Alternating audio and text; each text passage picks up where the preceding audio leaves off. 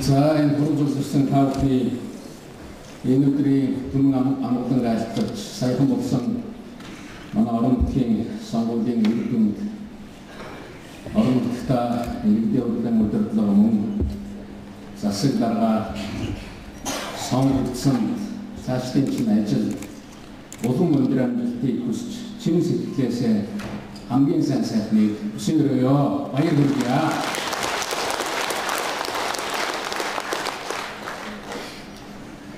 Энэ өнөөдрийн ярилцж байгаа ажил бол ер нь дөрөвт жилийнхаа нөрийг үзэж байгаа. Миний хувьд Монгол Улсын ерөнхийлөгчөөр сонгогдоод хамгийн түрүү гаргасан зарлиг захирамж байдаг. Иргэдийн оролцоо, иргэний боловсролтой холбоотой. Энэ чиглэлээр хоёр том ажил хийгдэж байдаг. Иргэний боловсролтой холбоотой асуудлаар манай дунд сургуулиудад 1-р ангиас ахуулаад хичээл авдаг болсон байна. Ер нь иргэн хүн гэж Монгол улсад төрсэн хүүхэд өөрөө ямар ихтэй бүр хүүхдтэйсэн. Бараг тэр үүсч бий болох цагаас нь эхлээд энэ чинь ямар улс орон юм, ямар хүүхдтэй орон юм. Иргэн болохоор өөрөө ямар одоо их үүрэгтэй, ямар үүрэгтэй улс орныхоо энэ амьдралд оролцохын гэдэг энэ мэдээллийг бүр багаасан. Тэгээд дээрээс энэ Монголын уламжид ёс заншил бид нар өөр хүүхдүүдээ эхнээс нь монгол хүн болгож авах хэрэгтэй л дээ.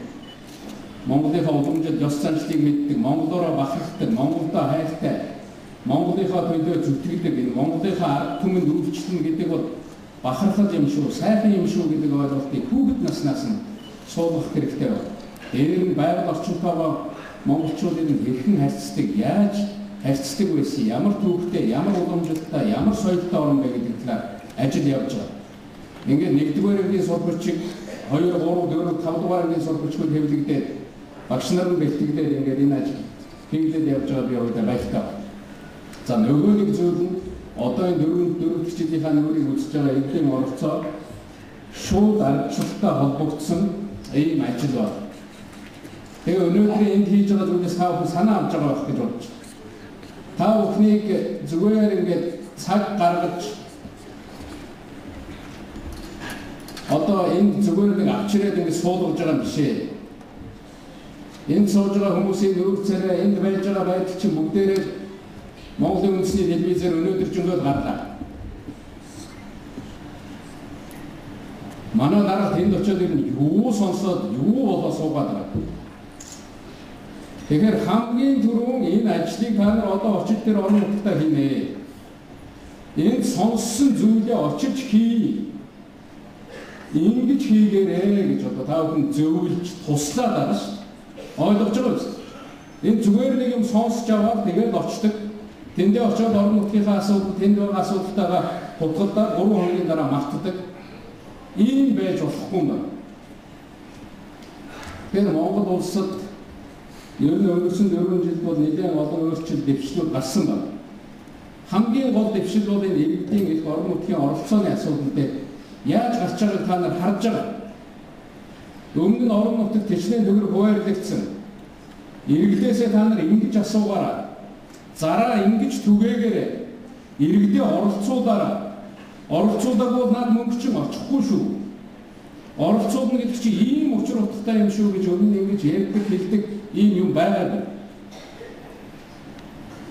Одоо үнийг журамтай, дүрмтэй, хуультай болгоод өгч байгаа шүү дээ. Өнөөдөр бол зөвхөн нэг сэдвийн голчид бас яриад байгаа. Тэгээ мэдээж энэ манай багш нар бол олон сэдвүүдээр ярьж. Тэгэхээр юм өөрчлөгдөж байгаа. Үнэхээр л Монгол улс жинхэнэ ардчилсан, жинхэнэ иргэний хүндээ үйлчилдэг ийм нийгмийг байгуулахад бид нар бол алхамаа ойртож байгаа. Энэ бол зорилго, энэ бол төгсгөл биш. Энэ бол төгсгөлгүй аян гэж нэрлэж байгаа шүү. Ардчлалыг бол замдаа л гаргадаг, тэгээд гараад яваад байна. Төгсгөлийн тухай асуудал байна. Тэгэхээр энэ аялал, энэ явж байгаа зүйлдээ бид нар бол тодорхой хэмжээний амжилт олж байгаамаа гэдгийг хэлхэн зүг байх гэж ингэж бодсон. Тэгээ би эхлээд нэг 5 зүйлийг та бүхэн хэлье. 5 зүйл дээр эхлээд тогтож хэлье. Ер нь нэг 5 зүйлийн 3 ойлголт манай нийгэмд яваад идэг. Тэгээд тэрнийг одоо тэндээ байр суурь хэлье гэж бодсон. Манай зүгээр жилийн ард иргэд албан тушаалтнуудын хоорондын ярианд хүртэл байдаг. Орон нутгийнхыг болохоор доод шатныхан гэж нэрлэдэг. Доод шатныхан гэж гурлдаж байгаа. Тэгэхээр хэн нь одоо дээд шатын бүм гэж чинь. Тэгэхээр би бол үүнийг буруу ойлголт гэж үзэж байна. Энэ бол буруу ойлголт тоо. Орон нутаг гэдэг бол хүний үндсэн нутаг. Тэр үндсэн нутагт хүн үндсэн эрхээ эдлэх ёстой. Тэр үндсэн нутагт тэр үндэсний баялаг бий болж байгаа юм. Тэр үндсэн нутагтаа хүн сайн сайхан амьдардаг байх. Тэгвэл орон нутаг гэдэг чинь бүр үүсвэл төрмөл юм байна.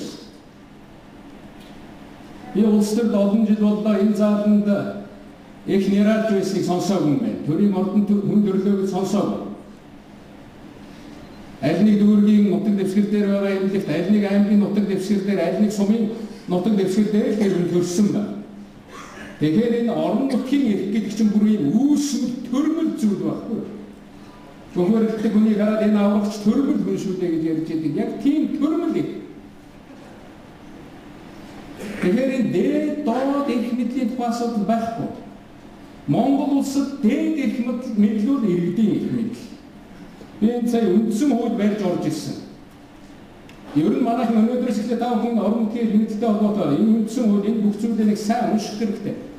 Гарсан хууль тогтоомж зөвхөн орон нутаг засаг даргын эрх мэдэл, иргэдийн оролцоо эрх мэдэл гэдэг нэг үсэх юм бол 495 хуулийн дотор тийм үг орсон байна гэж байна.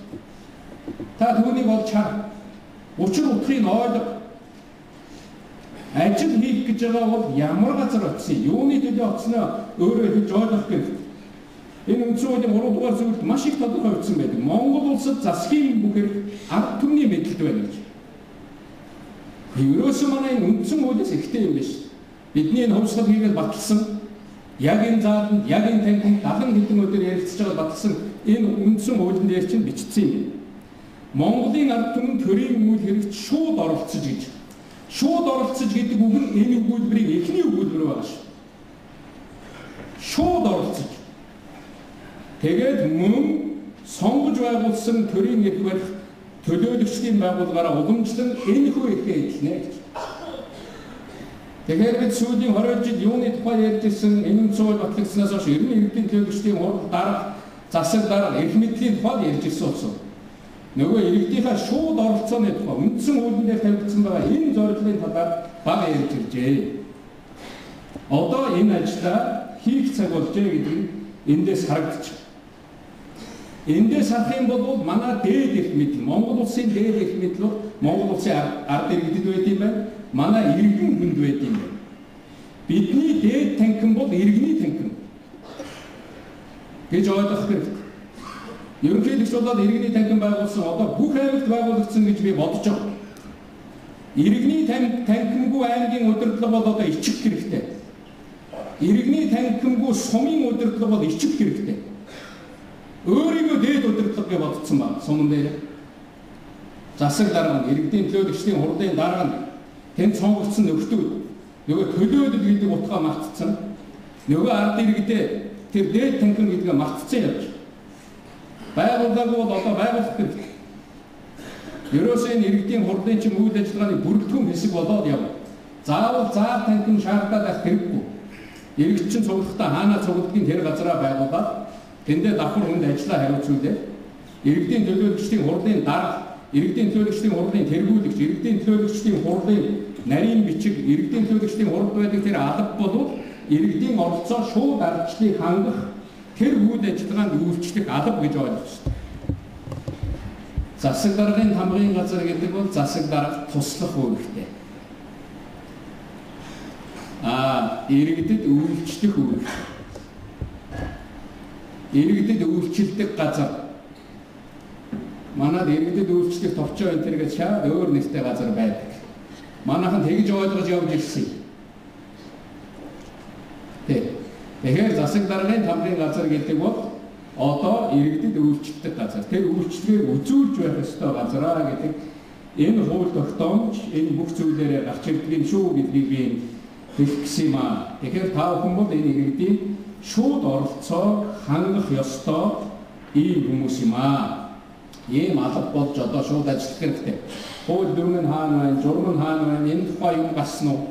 Энэ тухай Монгол Улсын ерөнхийлөгчийн зарлиг гарсан. Үндсэн хуулийн дээсвэрж гаргасан ерөнхийлөгчийн зарлиг бол хууль мэт сахин биелүүлнэ гэж хууль бичсэн байна. Та бүхэн бүгдэнд нь тарж очсон байна. Эргэлзэж хайгаад ах хэрэггүй. Хоёр дахь нэг буруу ойлголт бол иргэдийн оролцоо шууд ардчил гэдэг энэ хууль дүрмэн хаана байгаа юм, хууль журам нь хаана байна гэсэн ийм ойлголт бас явдаг. Тэгэхээр би сая үндсэн хуулиас нэг жишээ татаж хэллээ. Одоо дараа нь сая хэлсэн зүйлийг хэлье. Ер нь иргэд оролцоод шийдсэн зүйл бол сайн үр дүнтэй болж ирсэн. Би их сайн санаж нэгдлийн хөгжлийн талаар, мал хөгжлийн талаар өнгөрсөн хугацаанд Монгол улсад гарсан дэвшлээс авч үзэх юм бол ер нь мал нь эзэндээ оцсон явдал бол ухралт байгаагүй. Энэ бол дэвшил байсан. 90 онд 25 сая малтай байсан Монгол улс өнөөдөр 40 сая малын тухай ярьдаг болсон. Одоо үүнийхээ үр ширийг хэрхэн ашиглах вэ? Иргэндээ хэрхэн наалдуулах вэ гэдэг асуудал бол харин бидний бодох ёстой ажил байна. Тэгэхэд иргэд тэр нэгдлийн гишүүд цуглд суугаад хуралдаад асуудлаа шийдэж ирсэн. Тэр үйл ажиллагаанд нь би хүртэл оролцоод олон аймаг сумаар явж ирсэн. Сайн санаж байна. Ер нь дарга нар ажил уйх болохоор иргэдийн оролцоог уйх болохоор худлаа дүрм журм ярьдаг. Тийм юм алга байна. Ийм юм алга байна. Үндсэн хуулиач нь бол оролцуулах ёстой. Та тэнд үйлчлэх ёстой гэж бичээд өгсөн байгаа шүү. Тийм учраас энэ байж байгаа. Аймаг нийслэл шум дүүрэгт иргэдийн төлөөлөгчдийн хурал. Бүр тодорхой бичсэн. Баг хорвон дээр бол иргэдийн нийтийн хурал. Энэ чинь ерөөсөө шууд оролцох гэж байна. Иргэдийн нийтийн хурал байна гэж. Сая надад Өвөрхангай аймгийн Уян сумын иргэдийн төлөөлөгчдийн хурлын нарийн бичгийн даргыг захидлуулсан байна. Тэгээд тэр хүн тэндээ ганцхан гомдол тавьж байна. За манай сумд бол бид асуудлаа шийдлээ. Тэгсэн манай аймгийн бусад сумуудад буруу яваад байна. Энэ багийн даргаыг улс төрийн намууд нэр дэвшүүлж байна. Үүнийг болгох ёстой. Ерөнхийлөгчөө энэ үндсэн үйл зөрчил байгаа шүү. Багийн хурал тэр багийн иргэдээс нэрэн дэвшил тэндээс гарах ёстой юм шүү.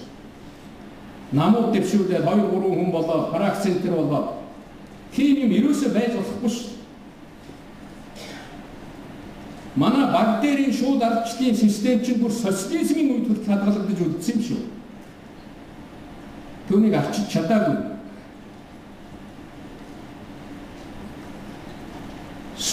Зарим сумын засаг даргаыг иргэдээс асуугаад, санд асуугаад тодруулаад дараа нь иргэдийн төлөөлөгчдийн хурлаараа дамжуулж шийдсэн тухай би уншиж ирсэн.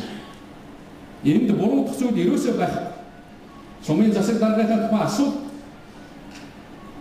Тэгээд тодорхой гараад ирсэн 1-2 одоо хүнээ тэр иргэдийн төлөөлөгчдийн хурлаараа оруулаад дээд чатныхаа засаг даргаад одоо хандаж асуудлаа хуулийнхаа дагуу тавь. Тэнд хоригдсон зүйл байхгүй шүү. Тэгэхээр ер нь иргэдээ яаж цуглуулах уу, яаж одоо ажиллах уу гэдэг тал дээр бол нэлээд олон ийм дүрм журам бэлэн болж өгч байгаа. Нэг юм байгаа. Өнгөрсөн 20 гаруй жил өнөөдрийг хүртэл манай орон нутгийн удирдлага, ер нь орон нутгад байгаа манай иргэд бариу гуталтаа явж ирсэн юм. Хөл нь холбож явж ирсэн шүү. Төсвийн хувьд бол зүгээр нэг банкны одоо нэг тийм дамжуулагчийн үүрэгтэй л байсан. Нэрээс батлаад өгсөн хэдэн төгрөг тэр хуваарлтанд хэрэгтэйдэггүй тодорхой байдаг тэр зүйлийг л нэг банкны касс асуудал шийдэж байгаа юм шиг тэрнийг шийддэг тийм хэмжээнд л байсан. Ямар ч баялаг бүтээгдэхүүн солиход манай засаг даргант байдаггүй, манай орон нутгад байхгүй байсан. Одоо бол өөр болж байгаа. Цаашдаа юм өөр болно. Цаашдаа юу болох вэ гэхээр засаг захиргааны нутаг дэвсгэрийн нэгжийн тухай хууль бүрнээр өөрчлөгдөнө. Үндсэн хуулиндаа нийцээ. Энэ хот тосготын эрх зүйн байдлын тухай, нийслэлийн эрх зүйн байдлын тухай хууль өөрчлөгдөнө. Төрийн албаны тухай хууль өөрчлөгдөнө. Би хөдөө суманд амьдардаг, ажиллаа хийдэг нэг жирийн секретэн байлаа, нэг малчин хүн байлаа гэж бодъё. Би хэдэн хүүхэдтэй. Энд тэнд яваад мэрэгжил эзэмшээд эргээд ирэх. Миний хүүхэд эргээд сумдаа ирээд амьдрахад сайхан боловсролтой чадвартай залуу. Тэр сумд байгаа төрийн албанд ажиллах тэр боломжид нээлттэй байхыг бол миний хүүхэд ирнэ. Нэгэн ч болсон сумдаа ирээд амьдрах бодолтой байж магадгүй. Өнөөдөр тийм нээлттэй боломж бий юу? Байхгүй. Сумын засаг даргын мэдээж томилдог эрх мэдэл гэж ер нь байхгүй шүү. Бүгд дээрээс босоо болж.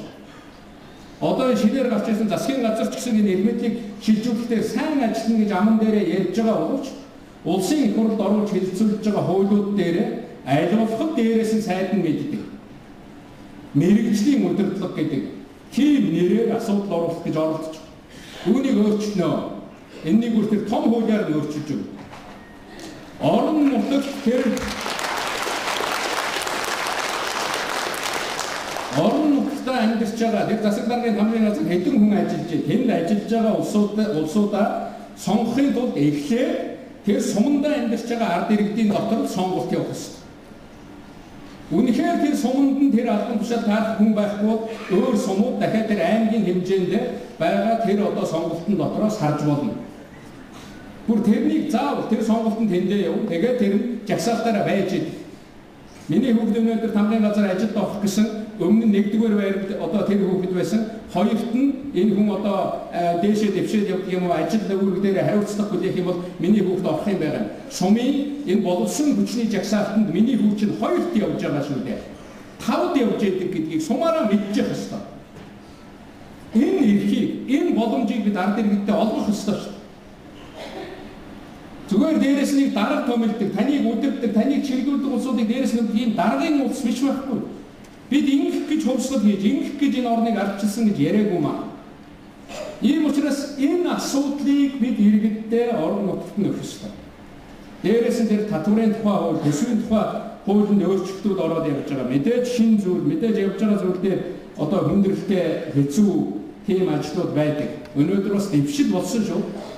Намайг сая засгийн газрын хурд дээр ороод сууж байхад та бүхэн харсан байх. Би улаан сайдаас асууж ирсэн. За одоо ямар их мэдл орон нутагт очсон. Нэмэгдсэн өртгийн албан татварын 25% гэж. Ашигт малтмын нөөц ашигласны төлбөрийн 5% гэж. Яг энэ нь очиж байна. Манайхан чинь нэг амаараа очно гэж бичээд нөгөө амаараа нэг журмандаа юм уу очихгүй гэж бичсэн мэт. Одоо үүнийг шүүлгэж байгаа. Бүр дүн шинжилгээ хийлгэж байгаа. Хааны болохгүй бичсэн байна. Би нэг юмыг маш их хэлдэг. Ерөөсөө иргэдтэй орон нутгад өгөх мэдлийг нэг өгсөн шиг өг. Тэртээ тэргүй хэрэгжүүлж болохгүй чадахгүй байгаа бол эргүүлээл төв засгийн газар чинь хураагаад авдаг байхгүй. Төр гэдэг чинь төвлөрүүлэхдээ дуртай. Эрх мэдэл гэдэг юм дуртай улсууд энэ зүгээр дүүрэн сууж ийн. Тийм учраас эхлээд өгтөө нэг 100% өгөөд тэгээд бодж байгаа, бүтэж байгаа, болохгүй байгааг нь хэдүүлээ ярилцъя гэдэг ийм зүйл дээр явж. Тэгээд тэр мөнгөнд цуглаад ирэхэд зөвхөн сая тэр орон нутгийн хөгжлийн сан биш тэр одоо орон нутагт бүрдэх тэр мөнгөн дээр бид нар яаж ажиллах уу гэдэг талаар их ярьж шít. Дээрээс нь хүн амын орлогын албан татварыг орон нутгад хураадаг байх гэдэг. Орон нутгатаа хураа. Хэн хэдэн төгрөгийн орлого олж байгаа ямар янзтай байгааг орон нутгад мэднэ. Тэр Улаанбаатар сууж байгаа татварын дарга мэдэхгүй юу ч мэд. Тийм учраас бүх улс орнд тийм байдаг. Ардчилтаа улс орнд ирнэ хандлага тиймэрхүү байдаг. Хүн амын орлогын албан татвар. Дээрээс нь үндсэн хөрөнгийн албан татвар гэж маш чухал юм гэж. Хоёр давхар байшин бариулсан, нэг давхар байшин бариулсан хүн болов төлдөг үндсэн хөрөнгийн татвар нь арай өндөр. Ганцхан гэртээ сууж байгаа хүн болов төлдөг юм нь арай өөр 100 төгрөг байх болно. Нөгөөх нь 10,000 төгрөг төлж иж болно доо. Тэгэх юм бол орон нутг руугаа үндсэн хөрөнгө татах. Орон нутгтаа тэр бүтээн байгуулалт хийлгэх тэр сонирхол чинь танаа нутгийн ард иргэдэд бий болно гэсэн. Тэгээд дээрээс нь миний шаардаад байгаа юм бол тэр аж ахуй нэгжийг бүртгэл. Нэг баахан компаниуд очоод аяг жуулчид энэ уул уурхаа гэдэг баахан ажил хийдэг. Орон нутгад нь ажиллаж байгаа бол орон нутгад нь тэр аж ахуй нэгжийг бүртгэж явах гэдэг. Тэгээд тэр тооцдог хариуцлага тэр харилцааг үүсгэж явах ёстой. Иймэрхүү маягаар өөрчлөлтүүдийг оруулж байна. Ийм чиглэлээр бидний энэ хуулинд цаашдаа ерөн шинжилэл явах болно гэдгийг хэлхэн зөв байна. Энэ чиглэлээр хөрс бэлтгэж байна. Одоо ер нь альч нам ямар ч удирдлагчийн амнаас иргэний оролцоо буруу шууд ардчил утгагүй гэдэг үг бол гарахаа байсан. Энэ бол маш том ололт. Энэ ололтод хүрэхийн тулд бид энэ сэтгэлгээ энэ юмыг өөрчлөхийн тулд бас олон жил энэ зүйл рүү явлаа. Энэ бүхнийг одоо ярьлаа гэдгийг хэлмээр байна. Ер нь засаг дарга гэдэг хүн яаж томилогдох, яаж гарч ирэхтэй гол нь байхгүй байгаа нь. Ерөөсөө орон нутагт эрх мэдэл тэр нөгөө иргэдэд эрх мэдэл хэр утсан бэ гэдэг асуудал.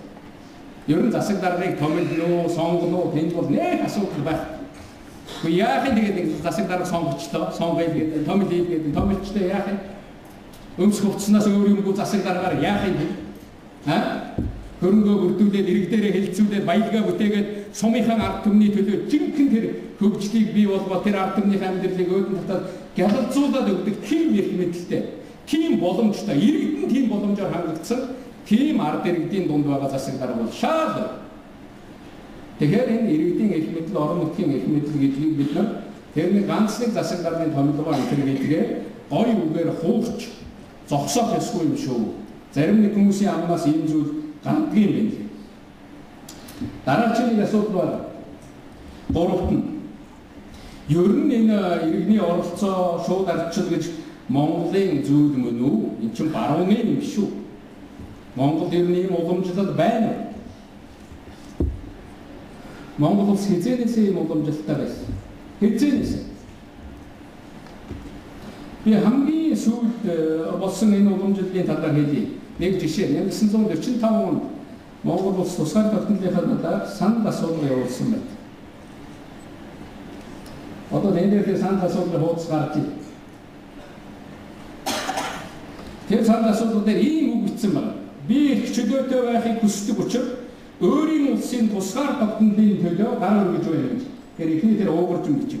Би их чөлөөтэй байхыг хүсдэг учраас өөрийн улсын тусгаар тогтнолын төлөө гар өргөж байна. Чи гар өргөх ёстой гэж бичсэн байна. Гүр тэр үед 45 онд энэ эрхийг чөлөө ард түмнээс асууж шийддэг. Энэ улс орчин ард түмнээс асууж шийдсэн тэр бүрэн эд байдал дээр тогтож явж байдаг. Энэ тусгаар тогтнол чинь тэр ард түмнээс асууж шийдсэн тэр бүрэн эрхэн дээр байдаг. Энэ улс орны чинь эзэн болоод иргэн хүн. Ард түмэн тэр гэртээ сууж байгаа аав ээж тэнд байгаа хүүхдүүд юм аа. Тэр эмээ өвөө нар юм аа гэдгийг та бүхэн бол энэ баримтаас харж байгаа. Өмнө нэг зөвлөгөөн дээр надад өгсөн. Тэгээд тэр сандаа өчтөр хамгийн одоо тэр цааталт нөхцөл байгаа тэр доод додруудаар бичсэн байгаа. Монголын цахиа гэдэг миний аав тэр үед сандаа өгөө. Гараа өсгөө зурсан байна. Ингэж явж ирсэн. Ингэж энэ улс орны бүрэн эрхт байдал тусгаар тогтнол гэдэг чинь иргэдийнхээ санд асуулгаад улам баталгааж чадсан юм аа. Ийм уламжлалтай юм аа Монгол улс. Тийм учраас сумынхаа асуудлыг асуугаад шийдэх хэрэгтэй. Улаанбаатар хотод Батүйл асуулт шийдэж болоод байхад үгүй энэ манай суманд манай засаг дарга биднээс яваад асуудгүй болдоо гэж гайхаж магадгүй багтаа. Суманда та бүхэн бол ёстой шаардлагатай асуудал бүхнийг асууж шийдэж болно. Аймгийнхаа хэмжээнд аймгийн төвийнхаа суманд иймэрхүү байдлаар асуудлаа шийдэж явах хэрэгтэй. Дээрээс нь уламжлал гэснээс би нэг зүйлийг хэлье. Ер нь хөдөө орон нутагт гэртээ ялангуяа тэр малчин айл. Одоо энэ хотын олон өрөөтэй байр биш шүү дээ. Нэг гэр гэдэг чинь өсөл нэг өрөө. Тэн дотроо бүгд аав ээж эмээ өвөө бүгд л байж байдаг л байсан. Тэгээд оройн хоол болохын хоорондоо ёстой нэг иргэний удирдлага хэрэгжүүлдэг шүү. Өнөөдөр миний хүү юу үзв? Сумын төв ороод ирсэн хинтээ уулзав. За маргааш энэ морё одоо солид сэлгий нөгөөдөр тэр халтар морё барьж явнаа. Нөгөөдөр чи энэ хондоо явна шүү. Би тэр өвлчөөгөө засан шүү гэж яриа сууж идэв да тийм ээ. Энэ чинь гэрийн төрийн удирдлага гэдэг нь гэрийн удирдлагаас эхэлдэг. Энэ гэрийн удирдлагыг гэр бүхэн хэрэгжүүлээд байж. Энэ дээр нэг айхтар шинэ зүйл бодож олох гэдэг. Энэ Монголын биш энэ төр гэж яриад байх ямар ч шаардлага байхгүй. Ингэж шийдээд маргааш нь хэрэгжээд нөгөөдөр нь тэр айл өвхийн аж амьдрал явдаг ийм л зүйл. Би түрүүн багийн удирдлагын тухай та бүхэн хэлсэн. Баг дээр энэ одоо шууд ардчлалыг зарчим болоод үлдэж хоцорсон байдаг. Ер нь дээрвийн багийн дарга нар гэдэг чинь зарчимтай улс байсан шүү. Сайхан дарга байсан гэж манай ахмадууд яхан сонсогдож байдаг. Тэр хүн бол багийнхаа иргэдэд хүрч тэр шууд удирдлагыг хэрэгжүүлж тэр иргэнд нь эрх үүргийг мэдрүүлж явж исэн хүн байхгүй. Одоо бид нэр энэ сайхан уламжлалыг тэр сайхан боломжийг бид нар сэргээх хэрэгтэй.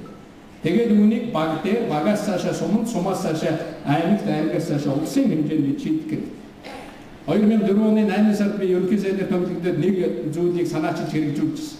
Ядуурлыг бууруулах төсөлгээ дэлхийн банктай хэрэгжүүлжсэн төсөл бараг шун бүхэнд аймаг бүхэнд явж исэн санаж байгаа байна. Тэгэхээр тэр төсөл хамаарагдах төслийг иргэдээрээ хэлэлцэж шийддэг байна. Ингэж мөнгө тэр төсвийг шилжүүлнэ гэж бид нар ярьж тэгж шилжүүлдэг байсан. Энэ уламжлал тэр үеэс тогтсон юм. Бараг 10 жилийн өмнөөс тогтсон байна. Энэ бол шинэ зүйл биш. Ийм учраас иргэдээрээ гаргаад иргэдээрээ тэр саналыг гаргаад ирэхэд болохгүй юм ерөөсөө байхгүй. Энэ удирдах байгаа хүнийг амар байдгийн шүү дээ. Тэнд худалдаа барих уу, сургуулиа засах уу гэдгийг иргэд шийдээд гаргаад иргэд шийдээд гаргаад ирсний дараа тэр санхүүжилтийн асуудал нь тэр мөнгөөрөө шийдэгдэг. Нэгэнд иргэд шийдэгдсэн байхад бол ер нь тэр сумын төвд засагдж байгаа, тавигдж байгаа зам, засагдж байгаа сургуулийн дэргэд бол манай зарим ахмадууд хэрсэн улсууд бол очиод айлгуулж хараад зогсож байна. Гэхдээ энэ цемент нь хаанхын цемент түүгөө. Марк нь ер нь инженерийн дорой юм байна. Энэ бол зөв юм байна гэх. Тэр замын зузаан 20 см байх уу, 5 см байх уу гэдгийг та нэг хянаад бол чадахгүй. Зарим нь бол авгаагаараа замаа хариуцуулсан явж байгаа. Зарим нь авгаагаараа ахаараа замаа хариуцуулсан явж байгаа. Та хянана гэж байна. Иргэдээрээ шийдвэрлсэн байхад иргэд чинь очиод хянана. Бүр шугам барьсан явж байна манай хүмүүс. За 20 байна уу, 5 байна. 5 байна. 15 см мөнгө нь хаа байна? Хурал дээр уулзч ярих байхгүй.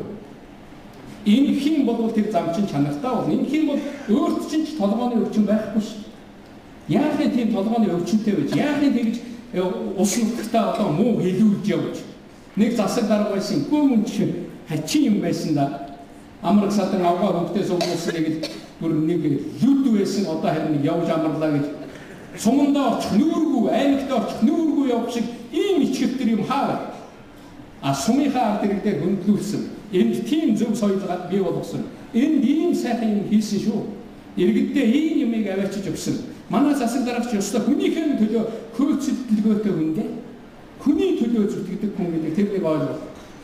Би түрүүн аймгийн дарга нартай уулзж байхдаа нэг үг хэлсэн. Одоо энийг бас хэлчихье гэж бодож байна.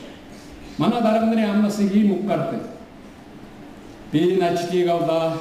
Одоо бол 2 гоо сэтгэлээр зүтгэн.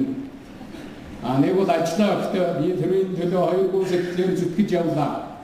Юу гэсэн үг вэ? Үг бүхний цаана утга байдгийг. Юмыг ярьж ойлгуулахад та нар утгыг ярь. Гоё ярих гэж хэлэхгүй утгатай ярих нь хүнд ойлгомжтой байдаг байхгүй. 2 гоо сэтгэлээр зүтгэн гэдэг юу гэсэн үг? Өөрийгөө бодохгүй зүтгэн гэсэн үг. Тэгэж ойлго. Хувийн би бодохгүй. Би ард түмнээ бодноо. Би сумаа бодно, би аймгаа бодно, би улсаа бодно. Би сонгосон хүмүүсээ бодож зүтгэн гэсэн үг шүү. Тэр 4 жил чамайг 40 жил аваачаад дөнгөлөөд хайцсан биш тэндээс. Сайн ажиллах 4 жил. Тэгэхээр тэр 4 жилд би хуваа бодохгүй. Би тэр өвчин шиг булгаахгүй. Би тэр хогурхаа хатаас өөрийнхөө хармаанд хийхгүй. Би тэр гадны одоо уулуурхан компани захирлын өдөөс жип машиныхаа хойноос хөөцөлдөж явахгүй. Би бол ард түмнийхаа дээр ширхэх гэж байгаа булаг шандын төлөө би хөөцөлдөж явна.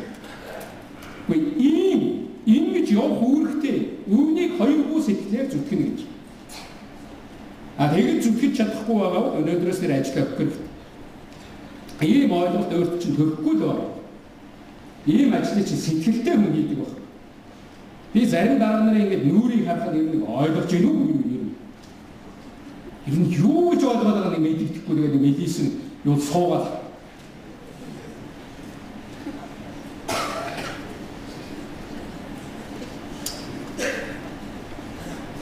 Тэгэхээр дөрөвдүгээр асуудал. Манайд бас нэг ийм үг байдаг. Ой, шууд ардчлалыг хэрэгжүүлээд орон нутагт мөнгө өгөөд, эрх мэдэл өгөөд, иргэдэд өгөөд ирэх юм бол манай иргэдийн одоо мэдлэг мэрэгжил дутам өгш үү дээ. Мэдэхгүй шүү дээ. Яаж одоо иргэдээ сургандаа гэж. За энэ дээр нэг юм хэлье. Энэ бас маш буруу ойлголт. Эрхээ эдэлж байгаа хүн юм сурдаг байхгүй. Гэхдээ надаар шийдвэрлэхгүй дарга шийдээд байгаа юм чи би юу сурах юм бэ? Тийм биз дээ. Надаар шийдвэрлэхгүй иргэдийн төлөөлөгчд очиж суугаад юм шийдээд шүү дээ. Манай сумд иргэдийн төлөөлөгчдийн хурал юм шийдээд байна. Тэргүүлэгчд юм шийдээд байна. Чи надад миний эрхийг өгчил. Хамгийн энгийн иргэн өөрөөс чинь ингэж асуух хэрэгтэй. Хөөе. Миний эрх юм бол би эдлээ их дараагаа. Та яагаад миний эрхийг авч яваа? Миний эрх юм бол зүгээр надад өгчил. Ардчлалын үндсэн зарчим бүгдээрээ ойлгоно үстэй тийм ээ.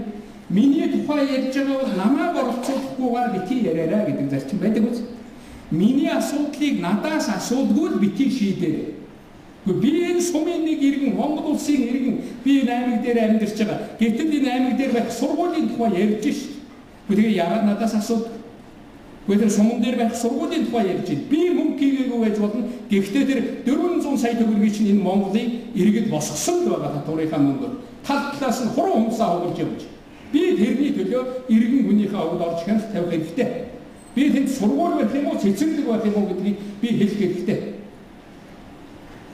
Тийм байгаач ингээд эрхийн нөгөөд ирэхээр одоо иргэд эрхээ эдлээд ирэхээр суралцаад эхэлдэг. Эхлээд нэг цуглуул 6 цаг хурлаа барилаа гэж нөгөө ярьж байгаа шиг байна. 6 цаг хурлцсан чи яадаг юм? 6 өдөр хурлаа. Тэгээд дараа нь явахдаа заах хурлаа ийм дүрмтэй хийх юм байна. Одоос нэг ийм дүрмийн төсөл олж ирлээ. Энд чинь бид нар Монгол улсад анх удаа алим тарих гээд байгаа юм биш байна л. Бүх улсад байдаг юм байна. Тэгээд манай ийм сайхан загвар дүрм батлагч үлгэрчилсэн загвар нь байна. Ерөнхийлөгчийн зарилэг байна. Үүний дагуу харж үзэх юм бол ийм зүйлийг бид эхлээд тогтчих ёстой юм байна. За эхлээд сайхан хурлынхаа нэг дүрм журмаа баталж.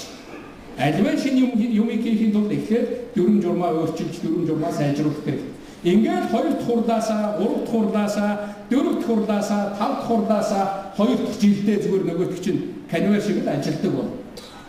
Тэр ойлгомжтой болно. Ингэж иргэнд нь эрхийн өгөх юм бол тэр иргэн чинь өөрсдөө суралцдаг юм аа гэдгийг би энд хэлэх гэсэн. Өөр нэг юм байна. Ингээд бид нар анхаарал шууд ардчлалын багшгаа сум бүхэнд бэлдэж өгсөн шүү дээ. Одоо сум бүхэнд, хороо бүхэнд байгаа. Та бүхэн бол өнөөдрөөс эхлээд бас шууд ардчлалын багш боллоо. Баяр хүргэе. Та нар одоо бүгдийг мэддэг болсон гэж ойлгож байна. Тэгэхээр ийм боломжууд ерөөсөө бидний амьдрал хэлээд байдаг юм аа. Бид чинь бас энэ улс төр янз бүрийн зүйл дундуур орж гарсан төрийн одоо анхан шат бусад шатанд ажиллаж ирсэн манай ийм л албан тушаалтнууд энд байгаа. Шинээр орж ирсэн ийм хүмүүс байна. Тэгэхээр энэ зүйлийг өөрийнхөө амьдралаас мэддэг ийм хүмүүс байдаг юм аа.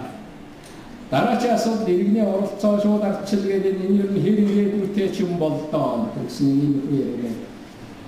Тэгэхээр ер нь Монгол явж цаашаага шууд ардчил руугаа илүү явах юм байна. Үндсэн хуулийн дээр заасан байж иргэдээ шууд оролцох замаар асуудал шийдгээд эхний үгүүлэн шүү.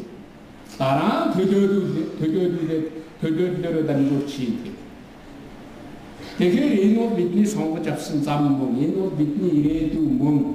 Төлөөлөлөө шийддэг юм тэр 7000 жилийн өмнө 5000 жилийн өмнө тэр дэлхийн дээр эснийг өрнүүдэд үүссэн байж магадгүй. Урал талбай дээр цуглаа шийддэг ч юм байсан. Би заримдаа хэлдэг юм их сони юм да. Явж байгаа эхлэл рүүгээ очих юм байна гэж. Нэрээ тэгэн шүү. Эхлэл рүүгээ очив. Танаа сумын хэмжээний хүн амтаа улсууд өмнө нь хэдэн жилийн өмнө яаж шийддэг байсан 1000 жилийн өмнө одоо бол баг цуглуулаа шийддэг байсан бол одоо тэр цуглуулаа шийддэг юм орчин үеийн дэвшил технологи бусад бүрийг оролцуулаад илүү боломжтой шийдэх боломжтой болж. Тэгэхээр шууд ардчил иргэдийн оролцоо гэдэг энэ зүйл бол Монгол улсын ирээдүйн юм аа. Энэ ирээдүйтэй ийм төсөл ирээдүйтэй ийм алхам юм. Тэгээ энэ дээр нэг хамгийн гол зүйл хэлсэн. Хүн бүхэн шүүмжилдэг, ярилцдаг, энэ мөнгө тарааж байна, буруу байна, халамжийн болоод байна, улсууд залхуураад байна, бэлэн мөнгө өгч нь буруу байна шүү дээ гэж. Тэгэхээр ямар газар халамжийн төр үүсдэг юм гэхээр иргэн нь ирэхгүй газар халамжийн төр үүсдэг байхгүй. Ойлгож байна. Одоо маш зөв ойлгож иргэн нь ирэхгүй газар халамжийн захиргаалтын төр үүсдэг. Иргэн нь ирэхтэй газар иргэний ардчилсан төр үүсдэг. Манай үндсэн хуулийн дээр аль төрөө байгуулна гэж бид бичсэн байгаа юм. Иргэний ардчилсан дээр нэмэх нь хүмүүнлэг гэж байгаа шүү. Тэг? Ийм төрийн тухай ярьж байгаа. Тийм учраас иргэн нэхгүй болохоор тэрний бөөцөлөх шаардлага гарна. Тэгээ бөөцөлд авахгүй бас зарим нэг нь янз бүрийн юм хэлэхэд захиргаалах шаардлага гардаг. Ингээд тийм халамжийн юм хийлэгдэггүй захиргаалтын төр үүсдэг чинь энэс үүсдэг байгаа шүү. Иргэн нэхтэй болчоор иргэн бүтээлч болоод улс нь хөгжлөн яваад ингээд ирэхээр иргэндээ үйлчилдэг. Иргэнээр асуудлаа шийдүүлдэг. Иргэний ардчилсан төр үүсдэг юм байна. Ийм нийгмийн байгуул үүсдэг юм байна. Ийм учраас энэ их чухал юм шүү гэж ингэж хэлэх гэсэн. Тэгэхээр бидний төр бол иргэндээ суурилсан, иргэнийхээ оролцоонд суурилсан төр байх ёстой. Өөр нэг зүйлийг би хэлмээр байна. Хувьсгал хийн, хувьсгал гарлаа, хувьсгал гэдэг 90 оны хувьсгал ардчилсан хувьсгал гэж бид ярьдаг. Гэхдээ ганцхан юм та нар сайн ойлгох хэрэгтэй. Хувьсгалын мөн чанар бол эрхийн шилжилтэнд байдаг шүү. Эрхийн шилжилтэнд байдаг. Өмнө нь Улаанбаатарт ямар ч нэртэй бай намын улсууд ямар ч нэртэй бай удирдлагын хүмүүс цуглаад шийддэг байсан. Одоо яг энэ ордонд тэгээд шийдэж байгаа бол их шилжээгүй гэсэн. Хувьсгал болоогүй гэсэн. Тийм биз? Иргэдэн асуудлаа шийддэг. Иргэдэн тэр суманд хэдэн төгрөгийн татвар байх уу, хинээс юугаа авах уу, тэрнийг яаж зарцуулах уу гэдгээ шийддэг. Тийм их мэдл иргэдэд очоод тэрнийг та даргын хөв зөвхөн алгажуулах үүрэгтэй. Дээр гүйцэтгэх үүрэгтэй. Гүйцэтгэж чадахгүй бол та иргэдийнхээ хариуцлага хүлээх ёстой. Ийм зарчим руу орох юм бол одоо энэ бол их мэдл шилжсэн төр болж. Энэ бол ховсгол болж. Тийм учраас ховсголын мөн чанар гэдэг бол иргэнийхээ эрхэн шилжилтэнд байдаг юм гэдгийг би хэлэх гэсэн. Дээрээс нэг юм хэлмээр байна. Ер нь энэ орон нутагт ажил хийнэ гэдэг бол хүнд байх хүндэлтэй.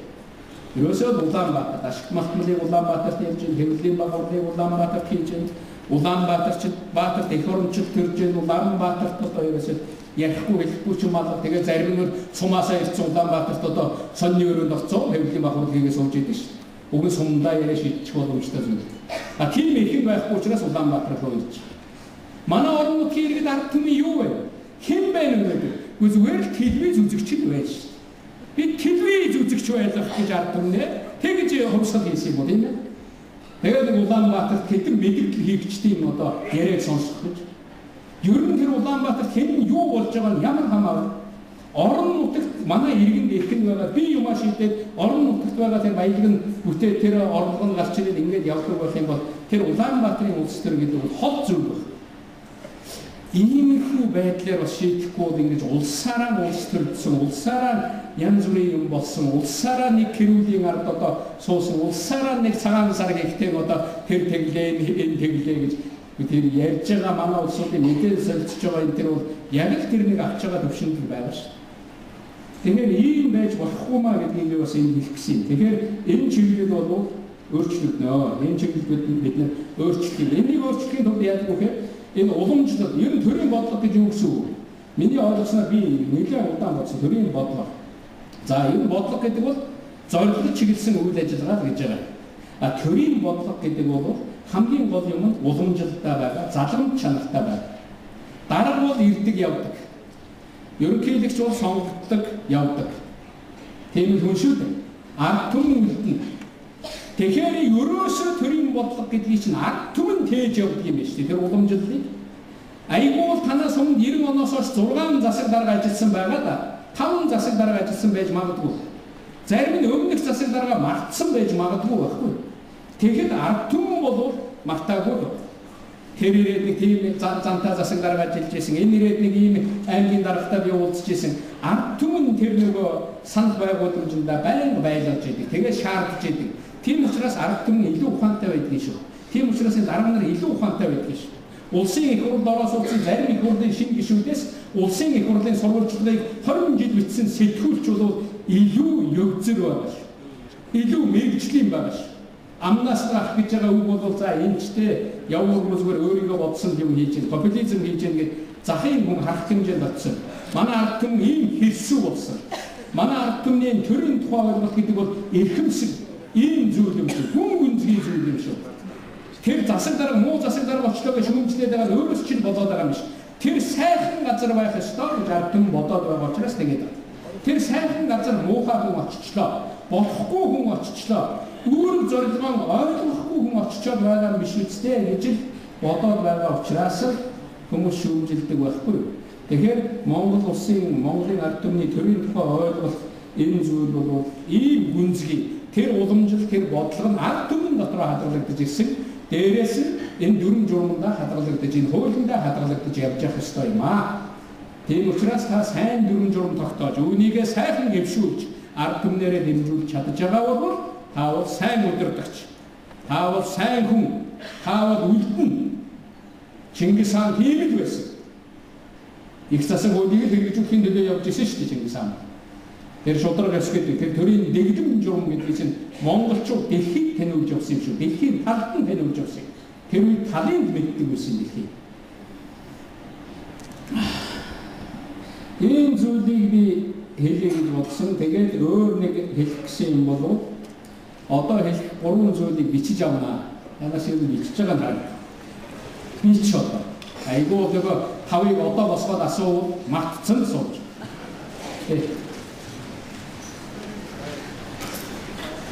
Ер хэдүүлээ нэг 3 юм, олон юм нэрлээд яг толгой эрхийн нэмэлтээ ер нь иргэд гэж би нэлээ иргэдтэйгээ ажиллах тухай нэлээд ярьлаа.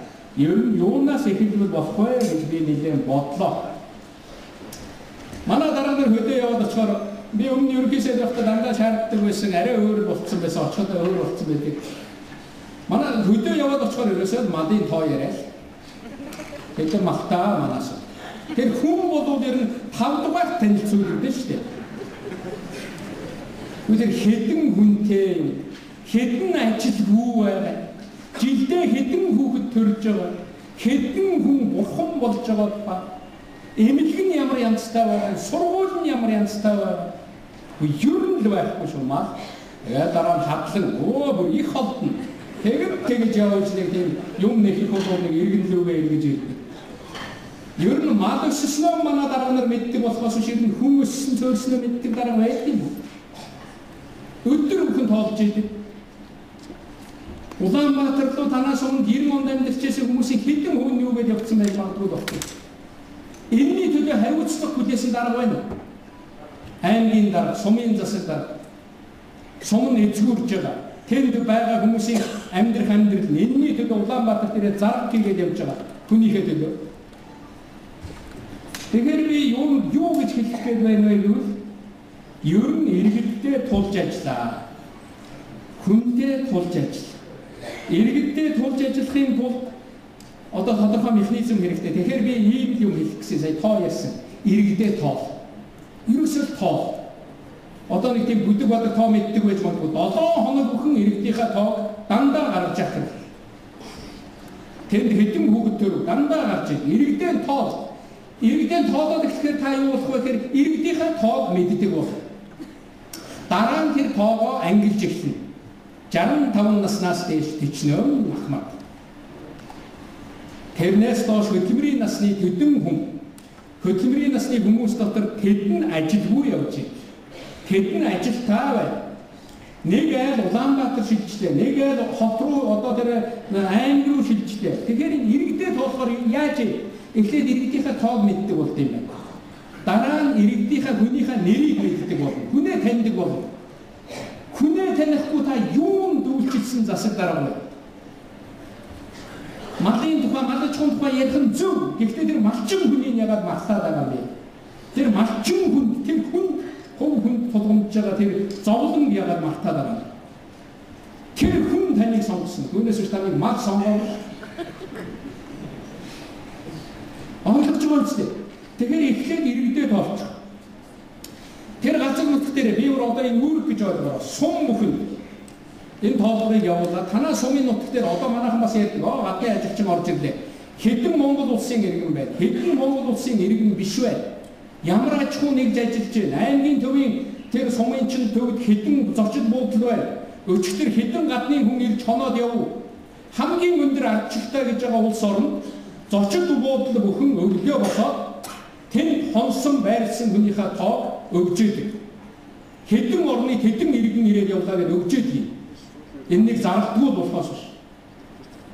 Ер нь ардчил дэг журам гэдэг бол ийм хатуу байдаг. Мэдчих ёстой. Мэдчих ёстой газар байх ёстой. Тийм учраас гадаадын ажилчин гэж яриад хичнээн байгаа танаад хэдний ихэн хэтрүүлсэн байна. Ямар улсууд байгаа. Бүгдийг та мэдчих ёстой. Та бол зөвхөн иргэн дээр нутаг дэвсгэр засаг захиргааны нэг гэж нэрлэж байгаа шүү. Түүний удирдах гэж таныг нэрлэж байгаа. Нутаг дэвсгэр засаг захиргааны нэг гэж. Энэ Улаанбаатарт хороо бүхэн дээр энэ тоо гарч явах ёстой. Өнөөдөр энэ үндэсний аюулгүй зөвлөлийн нарийн бичгийн дараа сууж байгаа. Өнөөдөр энэ манай улсын бүртгэлийн газрын дараа. Өнөөдөр энэ гадаадын иргэн харьяатын асуудал хариуцсан дараа сууж. Бид ер нь энэ 1-р сард, энэ 2-р сард, энэ 3-р сард, энэ 2-р сараар тасалбар болгоод хэдэн хүн хаана ямар засаг захиргааны нэгжээр юу хийж явж байгааг мэдэх ёстой. Энэ улс чинь эзэнтэй улс байхгүй. Бид зүгээр л мэдэх ёстой. Энэ улсын газар нутг дээр гадаадынхан ч бай, дотоодынхан ч бай, Монгол улсын хууль хэрэгжиж явах ёстой.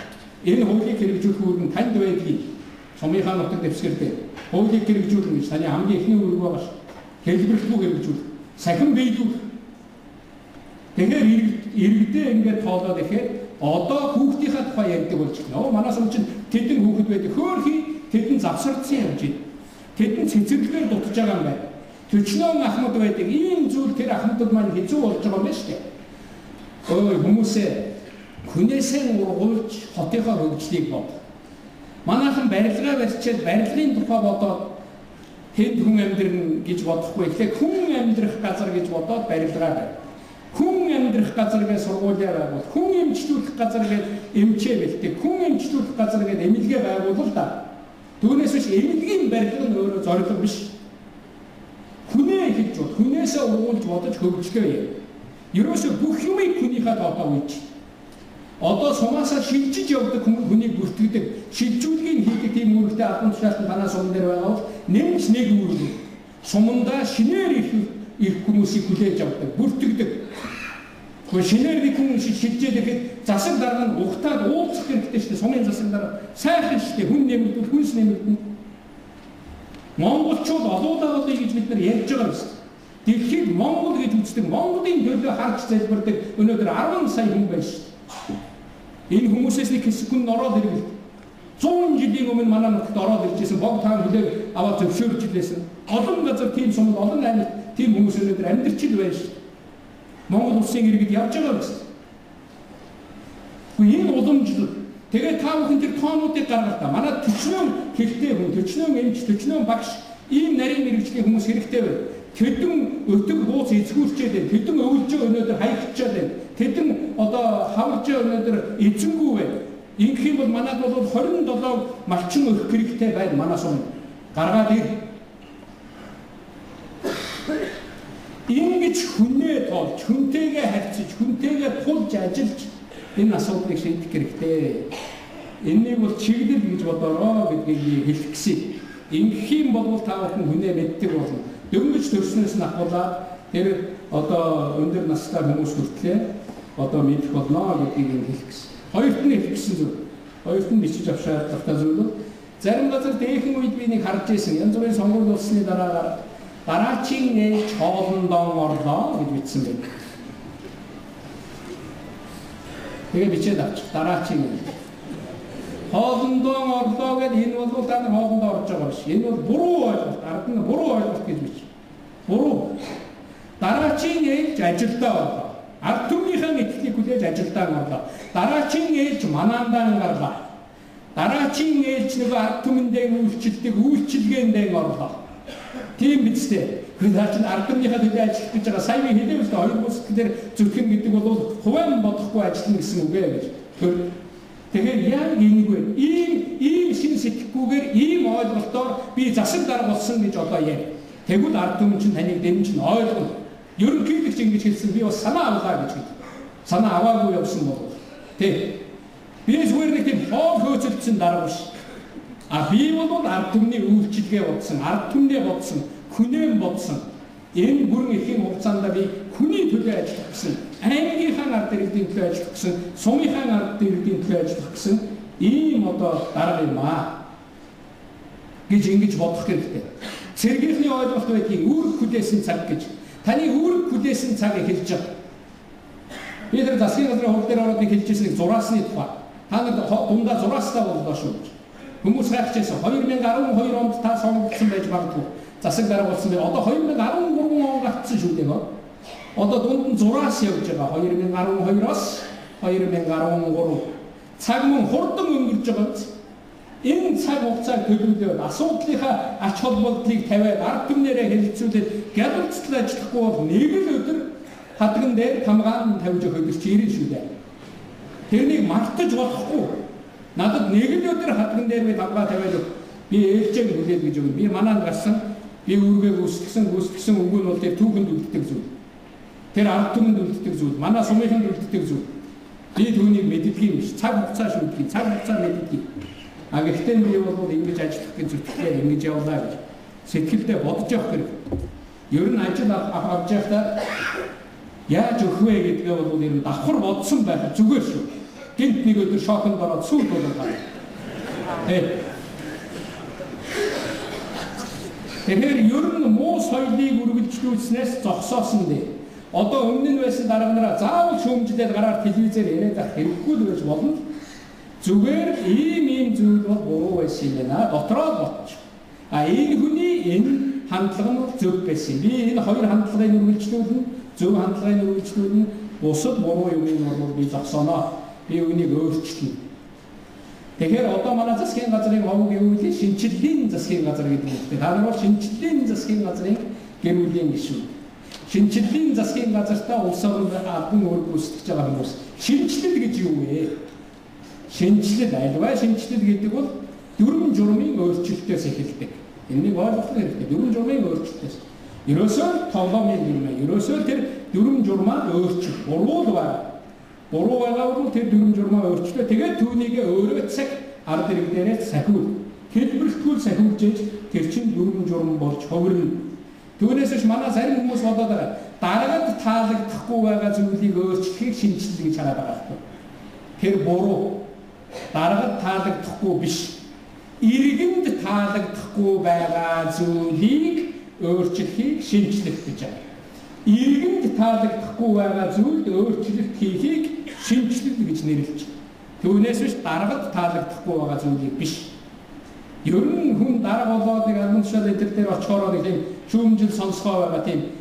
Ерөөсөө хүн чинь нэг тийм амтэн одоо тийм төрхийн бас нэг тийм сайн юм өөрийнхөө тухай сонсож явах дуртай. Шүүмжил босоод ихээр ер нь л дургуй шүү. Тэр дургуй байгаа юм сонс. Та дандаа магадгүй та дуртай юм сонссоор байгаа та вакуумд орцсон гэж явж байгаа шүү. Зүгээр л вакуумд орцсон. Гадуура шал өөр бүрхүүлтэй болчихсон. Нэг хуруугчтай хүн гэдэг шиг шал өөр хуруугчин дотор л явж байгаа. Тэр вакуумнаас гар хой. Өөрийгөө тусгаарлаад гараа балкон дээр гараад харах хэрэгтэй. Гэрийнхаа хоон байгаа тэр өндөр уулан дээр гараад аймгаа хараа, сумаа хараа. Ямар шуухан амьдарч байна. Тэр амьдарч байгаа. Энэ сумын төв дээр энэ амьдарч байгаа гэдээ хардаа. Тэгээд өөрийгөө хар. Өөрт чинь нэг дөрөв өгцөн байж магадгүй байхгүй ах トゥ нэг тойрон хүрээлэгсний хэдийн юм бас байгаа л да. Нам энэ тэргээ цуглцаа таа юм хай дараа нь юм. Дүрээсээ өөрийгөө салгаад нэг хардаа. Тэр дүрэндээ андуурцсан дахиж явж байгаа тэгээд бүр тэр дүртэйгээ дуусах болсон байдаг ш. Тэр дүрнээсээ салж чаддаг. Тийм учраас хаяа нэг хүний өмсүүлж байгаа малгаанаас тэр малгайг авч хажуудаа тавьж явах хэрэгтэй. Ийм үед манайхан тэр малгайг цаасан малгай гэж нэрлэдэг байсан да.